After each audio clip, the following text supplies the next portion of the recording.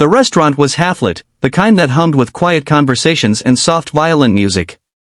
Candles flickered on every table, their flames dancing against crystal glasses and silverware. Yet, at one particular table near the window, a woman sat alone, checking her phone, glancing at the door every few minutes, pretending not to care. Her name was Elena, 30, dressed in a soft navy dress that caught the light every time she moved. It was supposed to be her first date in 2 years. A blind date her best friend had arranged, saying, "You need to stop working late and start living again." But now, after 40 minutes of waiting, her smile had wilted. She stirred her drink absently, the ice melting faster than her patience. The waiter passed by for the third time, offering a sympathetic nod. The seat across from her stayed painfully empty.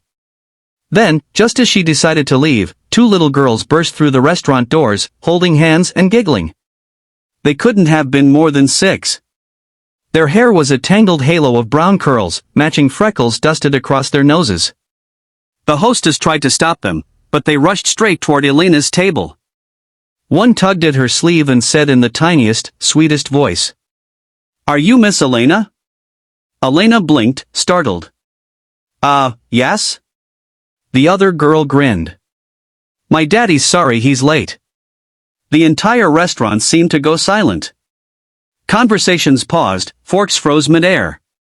Before Elena could react, a man hurried through the doors, panting slightly as if he'd sprinted from the parking lot. He was tall, in a plain white shirt and dark jeans, his sleeves rolled up, revealing arms that looked like they'd done more work than typing emails. His hair was slightly disheveled, his expression halfway between embarrassment and exhaustion. He reached the table and crouched beside the twins, his voice low. "Girls, you can't just run off like that." Then he looked up at Elena, his eyes catching hers for the first time. "I'm so sorry," he said, sincerity flooding his tone. "I'm Noah. And, apparently, I'm your very late blind date." That was how it began, awkward, unexpected, and strangely perfect. Elena didn't know whether to laugh or cry. The man sitting across from her was nothing like she'd imagined. He wasn't polished or suave. There were faint shadows under his eyes, and a faint grease mark on his cuff as if he'd fixed something before coming. But there was warmth there, the kind that couldn't be faked.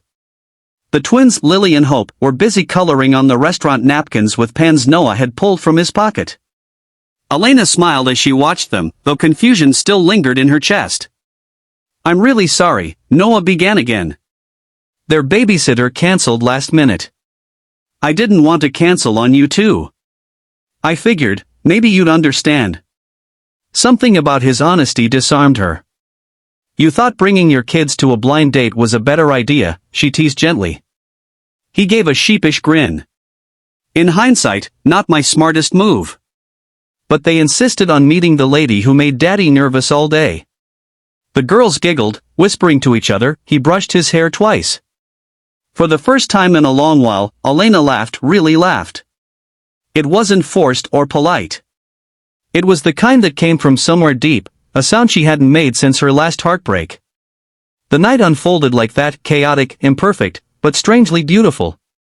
They talked between interruptions, shared stories, and found comfort in the unspoken understanding that both carried invisible scars. Elena had lost her fiancé in an accident 2 years ago. Noah had been left to raise twin daughters after his wife passed during childbirth. 2 broken people, meeting not for romance but for something simpler, understanding. When the evening ended, Noah stood up, helping the girls with their little jackets. He turned to Elena with a hesitant smile. "I don't expect anything after tonight. I just want to say, thank you. For not walking out." Elena's heart softened. "You're welcome, Noah. And for the record, it wasn't the worst date I've ever had." The twins waved from the door. "Bye, Miss Elena. Daddy likes you." She smiled after them, the echo of their laughter lingering like a small spark of light in her chest. Days passed. 1 turned into 2, then a week. Noah texted once, a polite thank you message. She replied, and soon, small conversations turned into long late-night talks. About parenting, about work, about grief, about how hard it was to start again when the world had already broken you once. Then one Sunday afternoon, while Elena was grading papers at home, her phone buzzed again.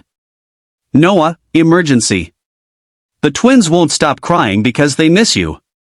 Any chance you like pancakes? She hesitated, but only for a second. That afternoon became another memory, flour everywhere, laughter, syrup sticky fingers, and little arms wrapping around her waist as if she'd always been part of their lives. It wasn't romantic at first. It was healing. Noah wasn't trying to fill a void, and neither was she. They were simply rebuilding together.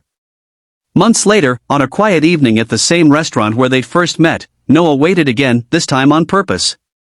The twins were dressed in matching yellow dresses, holding tiny flowers. When Elena walked in, they ran to her just like before. Only this time, instead of an apology, they said, "Miss Elena, Daddy's not late this time." Behind them, Noah smiled, a soft, nervous smile. He pulled a small velvet box from his pocket, not flashy, not grand, but simple and full of meaning. "Elena," he began, voice trembling, "I don't know if I'll ever be the perfect man. But I promise I'll never let you sit alone again." Tears shimmered in her eyes as she nodded, her heart finally finding the home it had been searching for.